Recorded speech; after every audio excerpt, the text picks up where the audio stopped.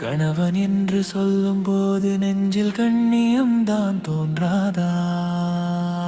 அங்கு மட்டும் உரிமை எடுத்து சண்டையிடு, உறவை மட்டும் சிதைக்காதே. வார்த்தை தடித்து பேசும்போது வாழ்க்கை அங்கே ருசிக்காதே. அங்கு மட்டும் தனிவன் என்று மதிக்க வேண்டாம், துலவை என்று மதித்தாலே உலகம் எந்தன் காலடியில் எங்கும் உன் காலடியில். அங்கு மட்டும்